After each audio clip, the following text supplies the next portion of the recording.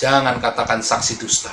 Katakanlah iya di atas dia, tidak di atas tidak. Tidak perlu engkau datang dengan mulut yang manis. Untuk itu mereka melakukan cara apapun. Ya, diperbolehkan, segala cara diperbolehkan oleh Bible. Kita lihat di dalam surat Roma pasal 3 ayat 7. Di situ ayatnya berbunyi, kalau karena dustaku kerajaan Allah semakin berkembang, kenapa aku masih dihukumi sebagai orang berdosa? Artinya apa? Dusta untuk siar agama menurut Kristen boleh-boleh saja. Artinya apa?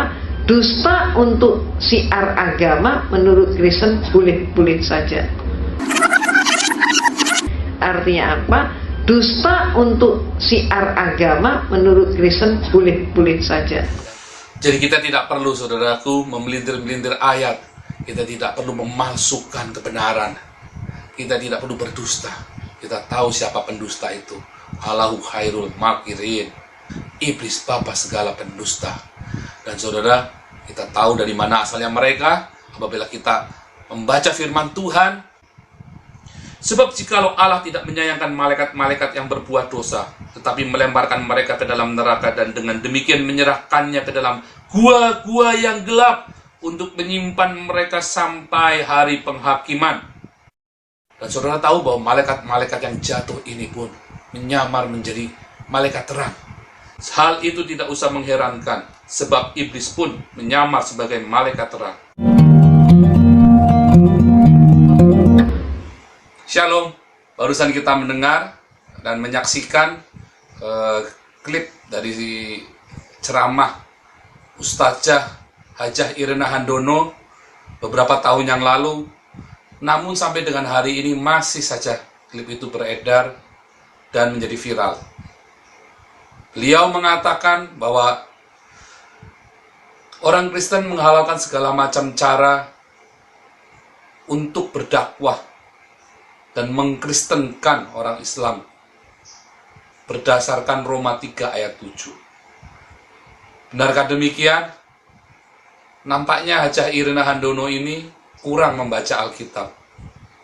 Kebiasaan dari orang-orang yang mencari-cari kesalahan dan memutarbalikkan fakta adalah mereka membaca Alkitab, memutilasinya, dan memperkosanya sesuai dengan keinginan mereka, sehingga artinya jadi berbeda sama sekali. Mari kita akan bahas apa yang ada di dalam Roma 3 ayat 7 ini. Tetapi jika kebenaran Allah oleh dustaku semakin melimpah bagi kemuliaannya, mengapa aku masih dihakimi lagi sebagai orang berdosa? Kita lihat ayat ini berakhir dengan tanda tanya. Berarti bukan menjadi suatu peneguhan atau perintah. Jadi di dalam Alkitab tidak ada perintah untuk berdusta demi kebenaran. Sebab tidak ada kebenaran yang bisa disampaikan dengan dusta. Coba kita lihat lagi di ayat selanjutnya, di ayat 8. Bukankah tidak benar fitnahan orang yang mengatakan bahwa kita berkata, marilah kita berbuat yang jahat, supaya yang baik timbul daripadanya. Orang semacam itu sudah selayaknya mendapat hukuman. Jadi orang yang mengatakan, mari berbuat jahat, supaya ada kebenaran muncul di dalamnya, orang itu layak dihukum. Engkau akan mengetahui kebenaran, dan kebenaran itu akan memerdekakan kamu. Apabila kita mengetahui kebenaran, kebenaran itu akan memerdekakan kita. Tidak ada kebenaran yang bisa kita beritakan dengan dusta atau kesalahan. Jadi saudaraku, ketika kita membaca Roma 3 ayat 7, dan itu digunakan oleh para pencari kesalahan, para penggugat Alkitab untuk mencari-cari kesalahan Alkitab, maka kita akan tunjukkan Roma 3 ayat 8. Bahwa tidak boleh kita menggunakan kejahatan untuk memberitakan kebenaran. Kita tidak boleh membunuh demi kebaikan. Kita tidak boleh berperang demi mencapai perdamaian. Saudaraku, kita tidak boleh mengatakan kebenaran dengan dusta. Kita tidak boleh berdusta demi kebenaran. Katakanlah ya di atas iya dan tidak di atas tidak. Itulah ajaran Tuhan. Itulah ajaran Alkitab. Itulah ajaran Kristen. Itulah ajaran pengikut Kristus. Kita tahu bahwa teks dan konteks hal yang sangat diperlukan untuk memahami sebuah kisah. Saudaraku, siapakah pendusta yang sebenarnya? Orang-orang kafir itu membuat tipu daya dan Allah membalas tipu daya mereka itu. Dan Allah sebaik-baiknya pembalas tipu daya. Saudara lihat di dalam kalimat yang kedua, dan Allah sebaik-baiknya pembalas tipu daya. Wallahu khairul makirin. Tidak ada kata pembalas di situ, saudaraku. Kata wallahu khairul makirin artinya adalah dan Allah sebaik-baiknya penipu daya. Tidak ada kepalsuan di dalam Yesus. Namun kita ingat, siapakah sang penipu daya itu? Iblislah yang menjadi bapamu dan kamu ingin melakukan keinginan-keinginan bapamu. Ia adalah pembunuh manusia sejak semula dan tidak hidup dalam kebenaran, sebab di dalam dia tidak ada kebenaran. Apabila ia berkata dusta, ia berkata atas kehendaknya sendiri, sebab ia adalah pendusta dan bapa segala dusta. Wallahu khairul makirin. Apabila kita lihat teks dan konteksnya, Isa alaihissalam sedang dikejar-kejar oleh orang Yahudi dan orang Romawi, akan ditangkap. Kemudian Allah mereka menyerupakan seorang yang lain agar serupa dengan Isa. Isa alaihissalam diangkat ke surga dan orang ini menjadi korban dan dia disalib menggantikan Isa alaihissalam. Seakan-akan Isa tidak rela untuk menjadi syahid bagi Allahnya, dan Allahnya mengangkat dia ketika nabi mereka memerintahkan umatnya untuk berjihad, untuk mati bagi Allahnya, sementara nabi mereka kabur. Namun tidak demikian dengan Yesus Kristus. Ia datang ke dunia, ia sengaja datang ke dunia untuk mati dan disalib bagi kita. Itulah bukti kasih Allah yang datang sendiri menebus umatnya. Allah datang sebagai manusia adalah bukti bahwa ia mengasihi kita. Karena begitu besar kasih Allah akan dunia ini, sehingga ia telah mengaruniakan anaknya yang tunggal, supaya setiap orang yang percaya kepadanya tidak binasa, melainkan beroleh hidup yang kekal. Yesus datang ke dunia, ia merelakan dirinya untuk menebus kita, bukan terpaksa.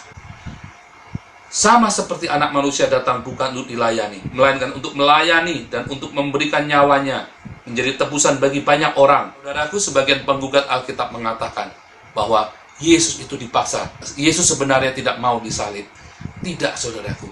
Yesus datang ke dunia sengaja menyediakan dirinya menjadi bukti kasihnya pada kita. Ia datang untuk disalib.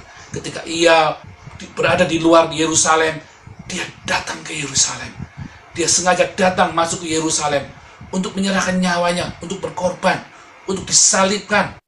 Maka kata Yesus kepadanya, sekarang kita pergi ke Yerusalem, dan anak manusia akan diserahkan kepada imam-imam kepala dan ahli-ahli Taurat, dan mereka akan menjatuhi dia hukuman mati, dan mereka akan menyerahkan dia kepada bangsa-bangsa yang tidak mengenal Allah, supaya ia diolok-olokkan, disesah dan disalibkan, dan pada hari yang ketiga ia akan dibangkitkan.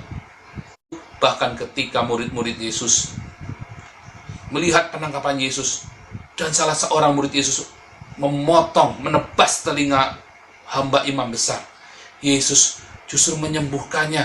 Dia ambil daun telinga itu dan menempelkannya kembali ke hamba imam besar. Dan Yesus berkata, masukkan pedang itu kembali ke dalam sarungnya, sebab barang siapa menggunakan pedang akan binasa oleh pedang.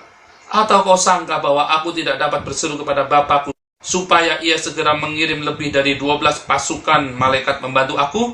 Jika begitu, bagaimanakah akan digenapi yang tertulis dalam kitab suci, yang mengatakan bahwa harus terjadi demikian? Saudaraku, kita lihat bagaimana Yesus dengan sengaja dia datang untuk disalib. Dia tidak perlu menyerupai apapun. Dia tidak perlu menipu daya. Dia tidak perlu melakukan muslihat apapun. Sebab Yesus adalah terang. Tidak ada kegelapan di dalamnya. Dia tidak akan katakan tipu daya. Dia tidak akan berdusta. Maka itu apabila Anda bersaksi, jangan katakan saksi dusta. Katakanlah iya di atas dia, tidak di atas tidak. Tidak perlu engkau datang dengan mulut yang manis. Tidak perlu engkau datang dengan kelihayan kata-katamu. Datanglah dengan tulus hati. Cukup engkau membawa hatimu yang tulus ketika memberitakan keselamatan kepada orang-orang di luar sana. Cukup engkau datang dengan kebenaran. Masalah orang itu mau menerima Yesus atau tidak, itu bukan urusan kita. Itu adalah pekerjaan Roh Kudus. Tidak perlu engkau berupaya sedemikian rupa mengatur siasat untuk memberitakan Injil agar orang-orang percaya kepada pemberitaanmu. Tidak perlu. Roh Kudus yang akan bekerja. Kita bukan menjadi salesman. Kita bukan pedagang multi-level marketing, saudaraku. Kita bukan mau berbisnis gereja, mau berbisnis jiwa-jiwa. Tugas kita adalah memberitakan Injil. Sebab firman Tuhan mengatakan, firman yang keluar dari mulut Allah tidak akan kembali kepada Allah dengan sia-sia. Ia akan melakukan apa yang Tuhan perintahkan, tepat persis seperti yang Ia mau. Kita tidak sedang mengkristenkan. Kita tidak perlu mengkristenkan orang Islam, orang Buddha, orang Hindu, orang ateis. Kristen bukanlah agama. Kristen bukanlah organisasi. Kristen bukanlah ideologi. Kristen bukanlah institusi. Kristen adalah jalan yang harus kita tempuh, yaitu jalan salib. Kita harus sangkal diri, pikul salib. Kita harus mengasihi, mengampuni, memberkati, berkat kepada musuh-musuh kita. Kita harus mengasihi orang yang menganiaya kita. Itulah salib, itulah Kristen.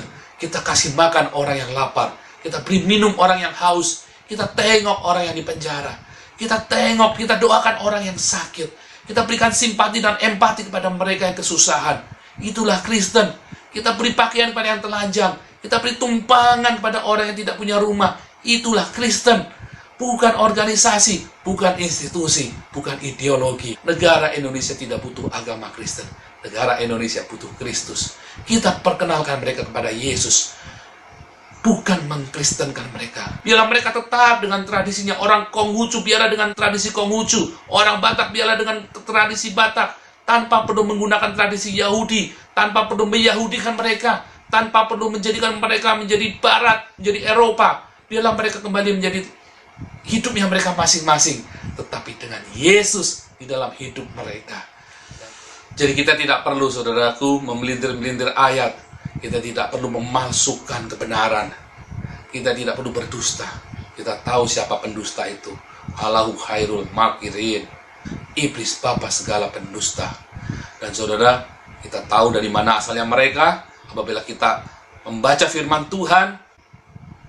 Sebab jikalau Allah tidak menyayangkan malaikat-malaikat yang berbuat dosa, tetapi melemparkan mereka ke dalam neraka dan dengan demikian menyerahkannya ke dalam gua-gua yang gelap untuk menyimpan mereka sampai hari penghakiman. Dan saudara tahu bahwa malaikat-malaikat yang jatuh ini pun menyamar menjadi malaikat terang. Hal itu tidak usah mengherankan, sebab iblis pun menyamar sebagai malaikat terang. Dari dua ayat ini kita melihat bagaimana malaikat-malaikat yang jatuh di dalam dosa, yaitu iblis, tawan di dalam gua, dan malaikat-malaikat ini menyamar menjadi malaikat terang.